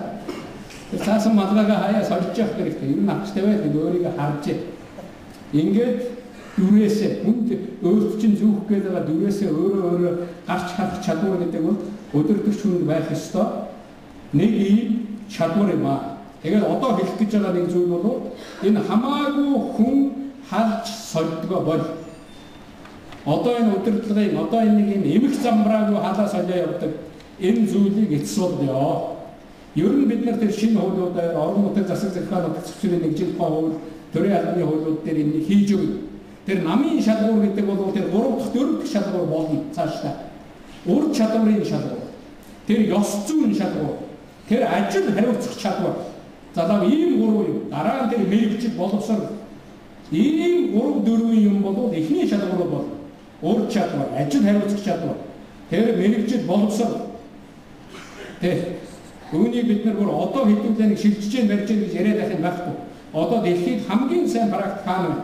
Монгол хийх ёстой шаардлагатай ажил юу вэ? Энэнийг тэр төрийн албаны хуулиар, тэр нийтийн албаны хууль болгож өөрчлөлт, тэр нийтийн үйлчилгээ болгоод, нийтийн албан хаагч болгоод өгөхөд аяндаа та ойлгоо. Ийм хэлбэрлүү явна. Ингэж дүрм журмчин хуулиараа өөрчлөлт болно гэдгийг энд хэлэх нь зөв байх гэж бодож байна. Тэгэхээр ер нь өмнө нь засаг дарга янз бүрийн байдлаар одоо мөнгө завшдаг юмнууд манайд маш их байна. Одоо энэ олон газар гарчээ. Ерөөсөө төрийн банк гэж байж байгаа банкныхаа захирлууд 90 сая төгрөг хуваарьлээд өгсөн байдаг. Гэвч тэр банкнаас зээл авах гэсэн жирийн иргэн жирийн бизнесмен өнөөдөр мөнгө олдохгүй зогсож байгаа ш. Ийм байж болох уу? Ийм маягаар төрийн мөнгө иддэг аргууд маш их байна. Танаа суман дээр мөр байгаа. Олоороо тэрнийг. Ийм 3 арга байсан би энэнийг өөрчиллээ. Үүнийг зарах. Танаа аймагт байгаа ол тэрнийг. Ийм 4 арга байна. Хажууд нь бүр одоо хөдөлмөрийн гэрээ, зэрэгцүүлсэн хөдөлмөрийн гэрээ хийгээд өгсөн. Тэтгэвртэй гарсан бол яадаг нь дээр нь цалинжуулаад явуулсан. ерөөсө олон янзаар мөнгөддөг, олон янзын аргууд. Тэр цаашаага тэр тендер мендер янз бүрийн юмд оролцдог, тэндээс юм шаарддаг. Юм өөрчлөгдөж байгаа шүү. Одоо жирийн бизнесийн улсууд хэлдэг болсон шүү. Сумч нэрэд юм хийх гэж байгаа, ангич нэрэд юм хийх гэж байгаа. Асуудал шийдэхдээ ард нь хүнийг үцгэн дээр зүгээр үцэг аваад гар өсөх зураад өгчих юм дээр байдгүй таталтаа суугаад байдаг. Тэгээд ард нь ингээд хөлсөн гоожод нэг юм бол ингээд ийм юм байж болохгүй. Тэр нөгөө очиж байгаа хүн чинь мэдж байгаа шүү дээ. Таныг хараад шууд мэднэ. Энэ ер нь миний энэ ажил ягаад бүтэхгүй, энэ дараагаас ягаад бүтэхгүй байх вэ гэхээр ойлгомжтой болж байгаа шүү дээ.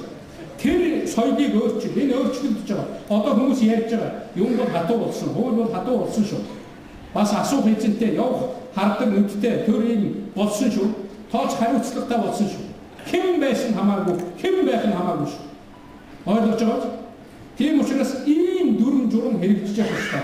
Энэ чинь өөрөө Монголын баялаг. Энэ бол тэр уул уурхай ямар ч том ордоос илүү баялаг.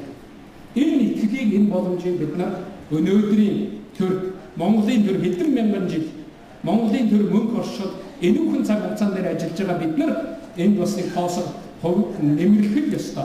Нэг хувь нэмэр оруулах ёстой. Тийм учраас энэ чиглэлд их сайн бодож ажиллаа хийгээрэй гэдгийг хэлмээр. Сая цагаан сарын дараа цагаан сарын үеэр нэг сайхан мэдээ сонсч ирсэн. Тэр надад аятайхан санагдаж байна. Гэхдээ энэ цагаан сараа манайх нэг шилэг задлаа тавьсан чинь дуустгүй. Өмнө нь манайх чинь авдар ахилдсан байх дуусчдаг гэсэн. Шинийн 3 гэлт. Одоо нэг шилэг задлаа 2 дахь руугаа орж явахад тэгээд цагаан сарын шинийн 3 өнгөрлөө гэж. Антум бол ийм зөв соёлыг, тийм муухай байсан хөвшлийг өөрчилж чадж байгаа байна. Заавал манайх цагаан сараар шил ахиж задлахгүй. Та нар шил ахиж задлаж байгаа бас муу л байна. Уухгүй байгаа нь ямар сайхан юм бэ? Бодвол тэр хундганд нь хийж өгдөг байлгүй. Буцааж тэр шил рүүгээ хийгээд байхгүй байгаа байх гэж би бодвол тэр ямар сайхан дуусахгүй хонд шил ахихгүй. Тэр лагныг 10-20 хүн орж байгаа тийм. Тэгэхээр юу ч гэсэн аль задлах гэхээр хэрэггүй. Цай байхад болно. Гэхдээ ийм сайхан хариулт сонсдог болсон байх гэж би бодоод идэв манай дээр болно бол. Аль хэрэггүй. Би ухаавчсан шүү дээ. Гэхдээ ямар сайхан юм бэ? Сайн сайхныг хүсье, эрүүл мэндийг хүсье гэж өөдөөс нь хорц архивэрж тэгж хэлдэг хүн чинь үгсүү. Тэр чинь хараа шүү дээ. Өрөөл биш үү? Зүгээр ерөөлийг заавал нэг тийм хар ус барьж хэлэхгүйгээр сүүгээрээ хэлчих болж байгаа юм. Зүгээр л босоод хүүхдтэй сайн сайхныг ерөөж болж байгаа юм шүү дээ. Заавал гартаа нэг юм барих гал юм. Зүгээр дайрыг юм уу? Аль эсвэл сайхан цай бариад ярил та. Би тийм болсон болов гэж бодож байгаа. Тэгэхээр ийм дэвшил гарч байгаа. Өмнө нь тийм муу соёл, муу хэвшил байсан болов тэр үед тэр засагдар байхад манай сумын дээр архины асуудал шийдэгдсэн. Надад хөдөө явсан сайд дарга нар хэлж ирсэн шүү. Өмнө суман дээр очиод уулзаад ерөн сумын хөдөөг цугласан хүмүүс дотор ерөн нэг тодорхой хувь согтуу тэр гэсэн дээр засаг даргийнхаа нэрээр дуудсан, ашигласан. Гүй би сая очиод хурал хийсэн нэг цогтуу хүн суман дээр харсангүй. Ямар сайхан юм бэ гэж. Хотоос явсан хүн бол тэр юу ярьсан бэ гэхээр суман дээр олон юм ярьсан ба. Гэхдээ тэр согтуугийн тухай хэлж ярьж. Нэг л хүн тэнд явуулаа гэх гэж өөр тийм одоо тийм ховрдсан амтан харсан. Тэгэхээр энэ ингээд шинэ соёл тогтож байгаа юм шүү. Асуудал шийдвэрлэх гээд зориг чангална гэж манад ярьдаг. Зориг чангалаад байх юм байхгүй тэгээд чирүүл мэндэ бодцоо орж ирж байгаа. Даралт нь хэсцээ орж ирж байгаа шүү. Цаана хадгалагдсан юм нийл гарч орж ирж байгаа. Шийдээд өгөх гээд арай дэв. Ер нь тийм үнэртүүлсэн байсан үедээ юм ч яриад хэрэг. Тэр хүн шагнал урамшил гээд юмд орох гэж байгаа бол хамгийн хойно аваачаад хайж. Дараа нь ахин гасны дараа хүрээд ирэхэд өчөө согтуу орж ирсэн учраас би ингэсэн. Манай дарга дээр согтуул хүн очих юм бол ёстой үздэггүй дарга та. Юм шийдэгдэнэ гэж байхгүй шүү дээ гэдэг ийм л хэвшил тогтоох. Анх гаргадаг айлд ордгууд байх ёстой шүү дээ. Анх гаргадаг хүлээн авалтанд ордгоо байх ёстой. Төсвийн нэг төгрөг ахин зарагдах ёсгүй. Энэ бүхэн ч одоо зарчим болоод явж байгаа шүү дээ. 2-3 сайн бий болж байгаа гэж байна шүү дээ. Хүлээн авалтын тэрийг зардлыг 50% хэмнэгдэж байна гэж. Манай төсөв бол бас нэлээд хэмнэгдэж байгаа. Тэр чинь бас хүнд цалин болон тэтгэр болон зээл болж очиж байгаа. Дээрээс нь хүлээн авалтын цаг бас 50% хэмнэгдсэн гэж ярьж байгаа. Тэг. Альмэр байдаг болохоор нөгөө Европын харахтай тэгээд шүлсээ гоочулаад тэгээд янз бүрийн өрөө хараад янз бүрийн хэлээр биендээ суугаад. Тэгээд альгүй юм дээр чинь хүн орж ирээд сайхан хэлэх юм хэлээд уулзгүйтэй уулзчаад тэгээд гараад шүү дээ. Маргааш нь ажилласан. Яг энэтэй ийм олон соёл, ийм олон бас холдуулчмаар, ийм олон аваад ирмээр зөв зүйлүүд манад байгаамаа. Гурав дахь юм. Ерөөсөө хүн өмнөх дараагаасаа, хойдох дараагаасаа, дараачийн улсуудаасаа юугаараа ялгардаг? Зохион байгуулалтаараа ялгардаг шүү дээ. Хувийн зохион байгуулалтаараа нэгдүгээр. Түүнийг зарим газар дээр үеийн дарга нарын ярьж байдаг. Тэгэхээр манаас өмнө тэр дараа бүх хүн хөлөө ачиж, хөлөөч биш юм уу да гутлаа ачиж орж ирдэг болсон даа. Гутлаа ачаад ингээд нэг орж ирдэг гэсэн. Тэр соёлыг тийм жижигхэн юмыг ардсан мартдаггүй баг. Гутлаа ачиж тэр ерөөсөө та энэ зохион байгуулалтаараа ялгардаг. Өмнөх хойдох бүх улсаасаа та юугаараа ялгах вэ? Өөрийн байж байгаа байдал, хувийн тэр зохион байгуулалт, тэр нийгэмд явуулж байгаа зохион байгуулалтаараа ялгардаг болох ёстой. Уулзалт бүхэн чинь портфолиотой байх ёстой. Одоо манай аймгийн дарга нар ялангуяа энэ хөлийн ойролцоо байгаа аймгийн дарга нар бол улсын Улаанбаатарт хийгдэхгүй байгаа гэрээ тэр ярьсан хөлийн цаана гарцсан гэж явж байгаа шүү дээ. Янз бүрийн баар савнд очсон, уусан идсэн, зураг хөргөө ахуулсан, кинон тоглох нь холбоо юм явж. Тийм байж болохгүй шүү нөхдөө. Энэ талаар үндэсний аюулгүй байдлын зөвлөмж гарсан. Энэ зөвлөмж та бүхэнд очсон байна. Гадны ямар ч хүнтэй уулзахаасаа өмнө тэр гадаад харилцаа тэр аймагаас гадаад харилцааны яамнаас чиглэл өдөртөмжөөр заавал авах ёстой. Тэгээд тэр ярианы тэмдэглэл портфолио заавал хүлээлгэж өгч архив хадгалуулна. Мөн энэ хот хүрээ тэр албан тушаалтантай уулзж байгаа. Ер нь дараа нь портфолиотой уулздаг. Дараа нь амар байдаг. Бичээд үлддэг байхгүй. Тэр чин төрийн ой санамж төрийн түүх болж үлддэг. Тэр дараа ажиллаж исэн гэдэг одоо таны өмнө 10 жилийн өмнө ажиллаж исэн дарга чинь юу хийж исэн? Бүх юм аваад явуулсан байгаа ч. Үлдсэн юм байна уу танаа? Байхгүй байна. Тэндээс чи сурах ёстой. Өөрөөс чинь өнөөдөр 10 жилийн дараа их хүүхэд сурах ёстой. Тэр дарга энэ асуудал дээр ийм байр суурьтай байсан юм байна шүү дээ. Ингэж үндэслэл гаргаж ярьж исэн юм байна. Тэгэхээр энэ зүйлүүдийг бол энэ зохион байгуулалтуудыг бол маш сайн хийдэг байх ёстой. Тогтоох шийдвэр чинь илүү байх ёстой. Нуугаад байх шаардлага байхгүй. Ер нь бол орон нутагт бол нуугаад байх шаардлагатай юм бол их бага байдаг. Тийм учраас тогтоох шийдвэрээ тэгээд миний хамгийн гол хэлэх гэсэн ганц юм байгаа. Дахиад энэ ардчил гэдэг чинь байнга ингэ урагшаа явж явах ёстой. Дахиад ерөнхийлөгч одоо бид нарыг ч одоо мөнч хүнд байдалд оруулах гэж бодож магадгүй. Төсвийн орлого зарлагыг одоо улс орн өдөр бүхэн төсвийн захирагч өдөр бүхэн мэдээлдэг болж. Одоо манад ийм хууль гарan цааштай. Мөн ч тийм ээ төсвийн орлого зарлага. Өнөөдөр манаас өмнө төвлөрсөн төсвийн татаасаа хэдэн төгрөг орж ирлээ. Хэдэн төгрөг гарлаа. Яг тэрнийг ажил тарахтаа бичээд самбар дээрээ тавиад вебсайтн дээр байрлуулад яв. Ер нь дарга нарын энэ албан тушаалтнуудыг ард иргэд юугаар сонирхдгийг голдуу мөнгөтэй олгосон юм дээр сонирх. Тэр Афган Улаанбаатар явлаа гэсэн төсвөр явж юу? Өөр зардлаар явж. Юу бол тэр зардлууд нь гараад хүн бүхэн би тэгэхээр өдөр бүхэн чадвал өдөр бүхэн наацхан 7 хоног гэсэн ийм үүрэг авлаа гэж ойлгох хэрэгтэй. 7 хоног бүхэн төсвийн орлого зарлага аймгийнхаа вебсайтн дээр, сумынхаа вебсайтн дээр, тэр сургуулийнхаа вебсайтн дээр төсвийн захирагч бүхэн мэдээлж явах ёстой. Ингээд харахаар одоо мөнгө чинь зөв зарцуулагддаг болно. Дараа жил нь юу вэ гэхээр ард иргэд чинь нөгөө уцтаад эхэлнэ. Тэн тавьсан зарлага чинь бол нэг хэрэггүй юм байлээ. Тэрнийг болёо. Тэр зарлагаа одоо хасъя зөв болж байгаа юм шүү дээ. Ингээд та өөрөө тамхинд орж байгаа. Хүн хэлхээс нааш би их сайн хүн, би дүрм журамтай хүн, би мундаг хүн гэж өөрийгөө бодож иж магадгүй. Ингээд та өөрийнхөө энэ хяналтыг ард түмэндээ өгч тэгсэн байх таныг ард түмэн чангаруулаад байна шүү дээ. Та өөрийнхөө сүудрийг олж харахгүй байхад ард түмэн нөгөө хүн олж хараад байдаг байхгүй.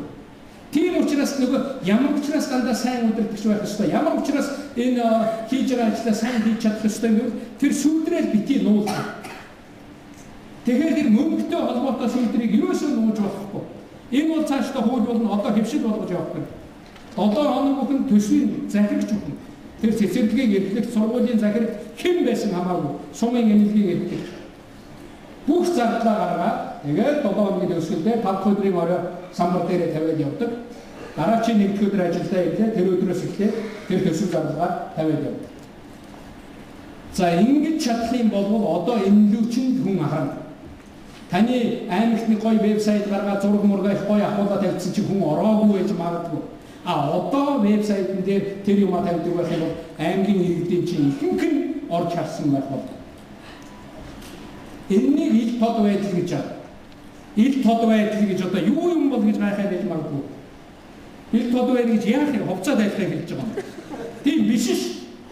Ил тод байдал гэдэг нь ялангуяа гаргаж байгаа шийдвэр зарцуулж байгаа мөнгө хоёр байхгүй. Ерөөсөө энэ зарцуулж байгаа мөнгө яг л миний юм биш. Миний ард түмний юм. Энэ иргэн өгч байгаа юм аа. Энэ иргэний өмнө би хариуцлага хүлээж. Тийм учраас би энэ асуудал дээр ил тод байх ёстой гэдэг ийм зүйл рүүгээ орох хэрэгтэй. Ийм гурван зүйлийг их одоо сайн болгох хэрэгтэй. Дээрээс нь нэмж хэлэхэд орон нутгийн хөгжлийн сан гэдэг бол дарагд өгч байгаа мөнгө биш шүү. Үүнийг их сайн ойлгоо. Дарагд өгч байгаа мөнгө биш. Хамгийн амар юм бол дараа нь хэл амд орохгүй байгаагаа ч бод. Ер нь араа бодож явсан дээр гიშгсэн газараа эргэж хараа гэж ярьдаг байсан да. Дээр үе даав ээж хөлөө бити чирээ сайхан сип гэж хөлөө өргөж авах яваа. Пар гიშгсэн газараа тоос манруулаад. Тэгэхээр чи мөрөө эргэж харж явах хэрэгтэй. Би чинь ер нь миний мөрөө нь ямар шуухан гарч ийн цасан дээр шороон дээр. Тэгэхээр мөрөө эргэж харж тэр араа бодож явахын тулд би юу одоо таавал захих гэж байгаа юм бол сайн зүйл дээ. Тэгэхээр ард түмнээрээ шийдэх. Та шийдсэн шүү дээ. Энэ засвар хийн гэдгийг 50 сая төгрөг зарцуул гэдгийг бид нар бүгдээрээ сууж байгаа шийдэв үстэй. Ингээд зарлал хүргээд ингээд шийдсэн. Гүйцэтгэл нь юм байна, хяналт нь юм байна. Энэнийг гаргаад ирч. Дараа нь танд ямар ч асуудал байх. Хэдүүлээ энэ шин соёлыг л хэрэгжүүл. Үүнийг л өөр ажил хийлээ, сайн ажил хийлээ гэж хэлнэ. Та магадгүй тэр өвс хатхаараа, хатлан бэлтгэхээрээ мачтай туслахаараа өмнөх дараагаа гүйцэхгүй байж магадгүй. Гэхдээ өмнөх дараагаасаа илүү гарахны зүйл бол энэ их тод байдлын шудраг байдлаараа илүү болч болно гэдгийг би хэлэх гэсэн. Тэгээд ард түмэн шийдвэрээ гарлаа, дарга одоо баталгаажууллаа, биелжүүллээ. Тэгээд дараа гүйцэтгэлд нь ард түмэн хяналтын тавь. Ер нь төр юу хийдэг вэ гэхээр би хэлдэг шүү дээ. Төр бол хулгайтай тэмцдэг, төр бол худалдаа тэмцдэг, төр бол муутай тэмцдэг, төр бол хууль зөрчигчтэй тэмцдэг. Тэр шийдвэрийг зөрчиж байгаа хүмүүсээ шийддэг, барьдаг тэр их чинь, тэр юм чинь тэр хууль хяналтын байгууллага тэр байгууллагаараа дамжаад явна. Та тэрэн дээрээ л юм харж бүх юм руу орох гэдэг хэрэггүй. Тийм учраас шийдэл нь өөрөө ингээд гараад ирэх юм бол их зүгээр байдаг юм аа. Ингээд төгсгөлд нь хоёр хоног хэлье. Нэг иргэний оролцоо шууд ардчил гэдэг бол Монголын хувьд мод биш юм аа. Ингэж хэлж бодсон. Монголын хувьд бол чамирхан биш юм. Монгол улсын хувьд иргэний оролцоо шууд ардчил гэдэг бол манай улс орны хөгжил дэвшил аюулгүй байдлын дархлаа баталгаа юм. Монгол улсад нэг их мэдлэлтэй мундаг дарга байх уу? Нэг хэсэг их мэдлэлтэй олигарх Монгол улсыг мэддэг байх уу? Монгол улсын хувьд яг Монголын нийт иргэд мэддэг байх уу гэдэг нь шал өөр зүйл. Монгол улс дэлхий дээр ганцаараа биш ээ. Гэхдээ Монгол улс дэлхийн хамгийн олон хүнтэй, хамгийн том газар нутагта хоёр орноор хүрээлүүлсэн цорын ганц орн мөн билээ. Тийм учраас ард иргэдээр асуудал шийдвэрлэгээд ерөнхийлөгчийн яриад байгаа. Бидний энэ яриад байгаа шууд ардчил иргэдийн оролцоо гэдэг чинь зөвхөн ч Монголын хувьд бол иргэний эрхээс гадна бас улс орны бүрэн эрх байдал асуудлаа шийдээд явах энэ чадамж ерөөсөө иргэд нь эрхтэй байж, иргэд нь эрхийн мэдрэмжтэй байж, иргэд нь амархан хүний боол болдоггүй, амархан хүний даралт орчдоггүй байж, ийм өсч, ийм чадaltaй боловсролтой, эрдэнэтэй, мэдлэгтэй, эрхээ мэдэрдэг, баялаг бүтээдэг байх юм бол Монгол улс хөгжинэ. Түүнээс дарга нь баян байх юм бол Монгол улс хөгжинэ гэсэн ойлголт байж болохгүй. Ийм учраас иргэн нь өмчтэй хөрөлтэй, иргэн нь эрхтэй, мэдлэгтэй, иргэн нь шийдвэрээ гаргадаг.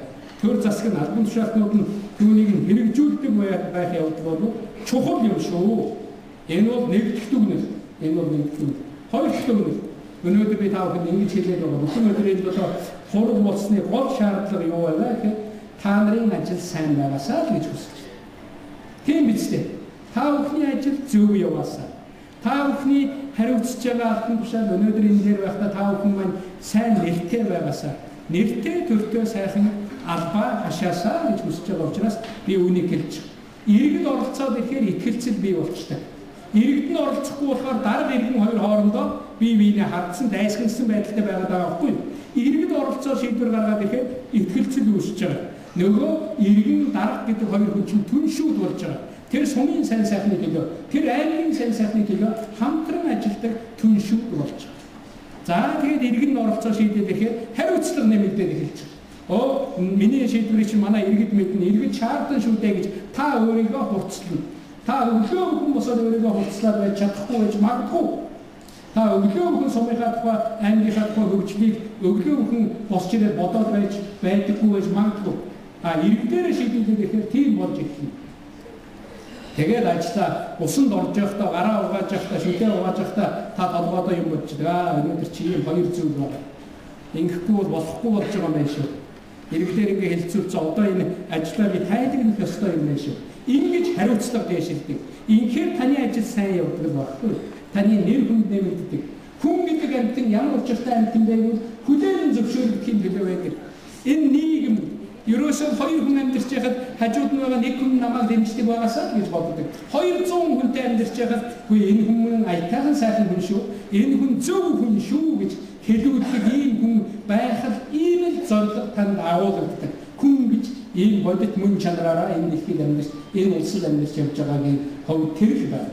Тэгэхээр тэрнийг хийхийн тулд тэр нийгэмтэйгээ зөв харьц. Нийгмээр асуудлыг шийдвэрлэдэг бай. Нийтийн төлөө зүтгэдэг бай. Вэ чадахгүй бол өөр ажил хий. Заавал дарга гэж ганц мэргэжил Монголд байгаа биш. Мянган мэргэжил байна. Тийм учраас чадахгүй бол өөр ажил шилжих хэрэгтэй. Ийм зүйл бий болдог. Тэгээд ихээр иргэдэд юм өгөөд ихээр бүтээлч болдгоо шүү. Иргэдний ирэхгүй газар мөнгө өгөөд байхаар иргэдэн залахгүй бүтээлч биш болоод байдаг. Иргэдний ирэхтэй болоод ихээр энэ сургуулийг би шийддэг, би энэ юмд оролцдог гэж ирэх юм бол иргэдэн бүтээлч болоод иргэнийхэн тэр төлж байгаа татварын сумандаа ордог болоод ирэх юм бол үгүй би энд нэг бууцны ванз ажиллуулсан тэрний татвар маань энд орж байгаа энэ суманд төрснийг авьяа авчиг байна. Тэр татвараар 10 сая төгрөгөөр ийм зүйл хийчихлээ шүү дээ гэд ингээд яриад эхэлдэг байхгүй. Ингээд тэр иргэн бүхэн чинь тэр юм хийж байгаа хүн бүхэн чинь бүтээлч болж эхэлдэг. Ийм учраас эрхчлөөнд хүн бүхэн хайртай байдаг. Ямар учраас эрхчлөөнд хүн хайртай байдаг? Ягаад гэвэл эрхчлөөнд тэр алдаа гаргах зай байдаг учраас хайртай байдаг. Ямар учраас эрхчлөөнд хүн хайртай байдаг? Эрхчлөөтэй хүн бол үүргээ мэддэг, хариуцлага мэдэрдэг, хийх алхмаа мэдэрдэг. Тийм учраас бүтээлч байдаг. Бүтээлч болоод ирэхээр тэр ард түмний хөгжил дэвшил урагшаа явдаг юм гэдгийг та бүхэнд давтаж хэлэх гэсэн. Ер нь тэгээд аливаа нэг ажил хийсний дараа үлдэн гэж байдаг. Үлдэх өв гэж байдаг. Хэдэн хүн дарга болгосноор хэрэг мөнгө зарцуулснараа та сайн байхгүй. Танаа сумын ард иргэдэд тэр мөрддөг байсан хуучин болохгүй байсан зүйлийг та яаж өөрчилж чадав? Ямар дэглэм журам тогтоож чадав? Ямар соёл тогтоож чадваа гэдгээрээ одоо таны өв бол үлдэх болно. Энэ нь яг үүндээ бол иргэдтэй хичнээн их мэдлийг шилжүүлж чадав. Хүний төлөө ямар сайн зүйлийг хийж чадваа. Тэгээд төгсгөлд нь миний дүгнж хэлэх гэсэн ганцхан үг би үүнд итгэдэг. Аливаа амжилт бол иргэнд очиж байж ололт болоод байна. Тийм биз? Аливаа ололт бол иргэнд очиж байж, иргэн хүн мэдэрч байж ололт болдог. Өөрөө манай ангийн ололт амжилт гэдэг юм яриад иж магадгүй. Иргэн хүн чинь мэдрэхгүй байгаа ололт биш байхгүй. Эдийн засгийн өсөлт иргэнд наалдахгүй байна гэж яриад шүү дээ. Тэгэхээр иргэнд очиогүй учраас тэр эдийн засгийн өсөлт чинь биш байгаа байхгүй тийм биз дээ. Тэр ололт тэр орлого өөр юмд яваад байгаа гэдгийг нөө. Тэгэхээр альва ололт амжилт гэдэг бол хэдий ололт амжилт болдог вэ гэхэд иргэн хүн мэдэрч байж, иргэн хүн ойлгож байж тэгээд ололт амжилт бол тийм аа. Тэгээд би түрүү нэг үг хэлсэн. Сайн нэртэй, сайн төртөө, сайн ажилдаа явах хэрэгтэй таавал. Төрсөн ажиллаж байгаа сумандаа, байж байгаа аймагтай, байж байгаа албан газартаа очих нүүртэй дараа нь тэр хүмүүсийнхээ дунд суугаад сайхан дурсамжаар ярих юм сайхан тавилантай явал та. Ийм байхын төлөө ерөөл дэвшүүлээ. Ажлын амжилт хүсье.